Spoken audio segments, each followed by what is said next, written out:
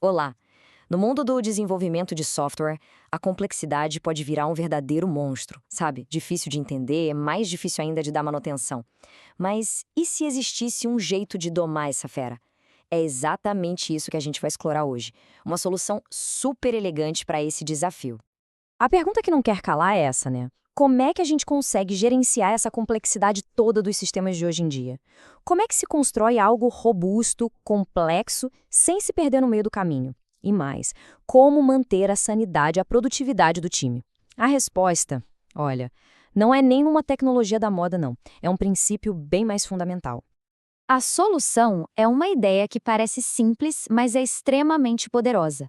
Pensa assim: em vez de tentar encarar um problema gigante de uma vez só, o grande segredo é dividir ele em pedacinhos menores, mais fáceis de lidar.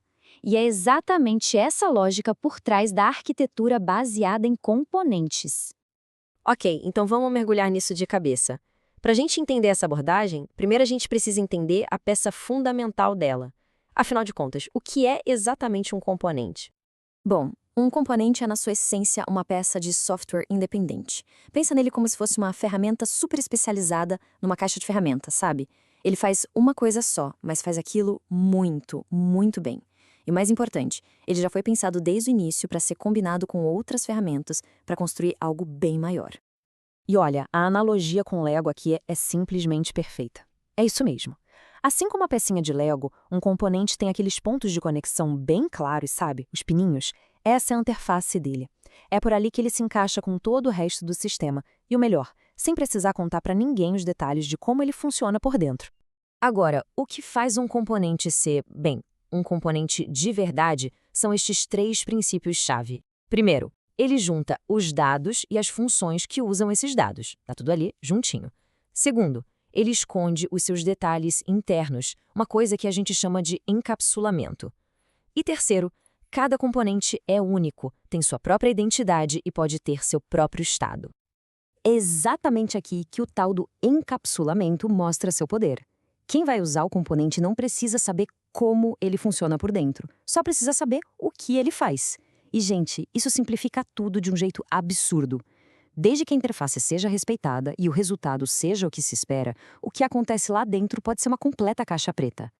E essa ideia de caixa de ferramentas é universal, não é só de software não. Pensa só num kit de eletrônica. A gente tem lá resistores, capacitores, processadores, são peças padronizadas que podem ser combinadas de infinitas maneiras para criar circuitos completamente diferentes. Pois é, software funciona do mesmíssimo jeito. A gente usa componentes que podem ser reutilizados para montar as mais variadas aplicações. E aqui tem um ponto super importante, tá? Ter um monte de código jogado não significa ter componentes. Um pedaço de código só vira um componente de verdade quando ele tem essa porta de entrada bem definida, essa tal interface que permite que outros sistemas conversem com ele de um jeito padrão, organizado. Certo? Então, a gente já entendeu o que são os tijolos. Agora, como é que a gente passa dos tijolos individuais para construir um prédio inteiro? Como é que esses componentes todos se juntam para formar um sistema que faça sentido, um sistema coeso?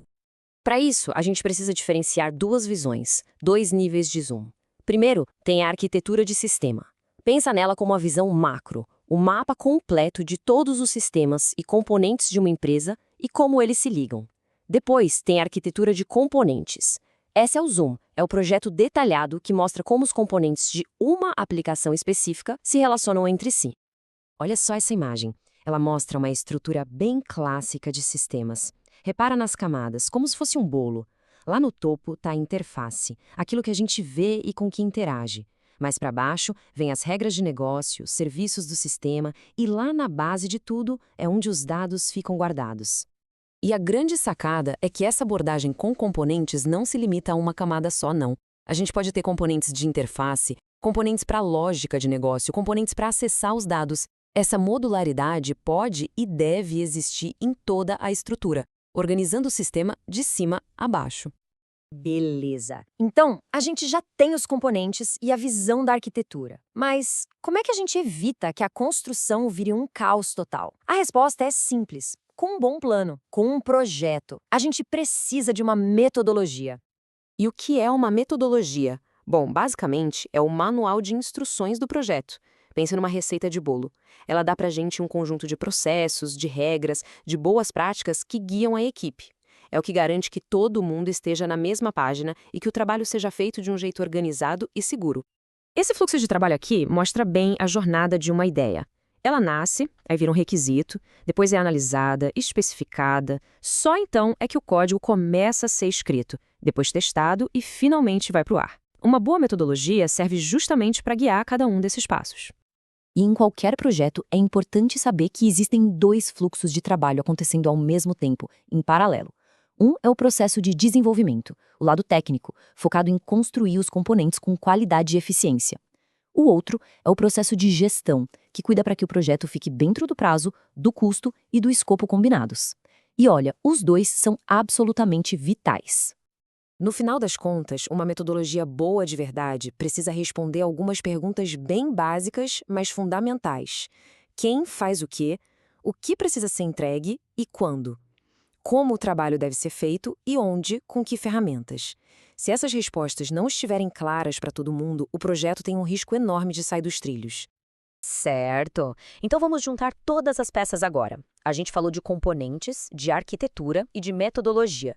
Mas como é que esses três elementos trabalham juntos para de fato criar um sistema de sucesso? A melhor forma de pensar nisso é como um conjunto de engrenagens. A arquitetura é o que define a estrutura geral.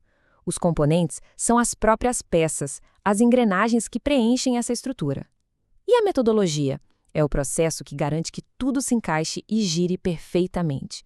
Se uma engrenagem falhar, o sistema todo para. E quando essas engrenagens todas trabalham em harmonia, o resultado é poderoso. Os sistemas não ficam só mais sólidos tecnicamente, mas também muito mais organizados e fáceis de manter. Afinal, dá para trocar uma peça sem quebrar a máquina inteira. E o mais importante de tudo, eles ficam perfeitamente alinhados com as necessidades reais do negócio. No fim, fica uma reflexão, né? Construir software hoje em dia se parece mais como o quê? Com montar blocos pré-fabricados, só encaixando as peças? Ou é mais como projetar uma cidade inteira, onde é preciso ter a visão do todo, planejando como cada rua e cada bairro se conectam? A verdade muito provavelmente está em algum lugar aí no meio. E entender essa dualidade, essa é a grande chave para domar a complexidade.